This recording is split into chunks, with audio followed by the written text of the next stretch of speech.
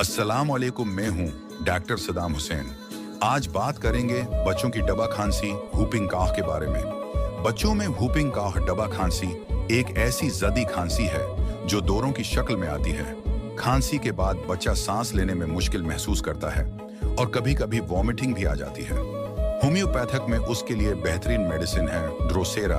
अगर खांसी के बाद वॉमिटिंग आए और रात में ज्यादा बढ़े और अगर खांसी के साथ सांस रखने लगे तो कुप्रुम मेटालिकम भी बहुत मुफीद है। छोटे बच्चों के लिए पर्टुसिन सिरप दिन में 3 बार आधा चम्मच दिया जा सकता है। बच्चे को ठंडी चीजों से परहेज करवाएं और नीम गर्म पानी पिलाएं। मैं हूं डॉक्टर सदाम हुसैन। मजीद मुफीद वीडियोस के लिए लाइक, शेयर और फॉलो जरूर करें।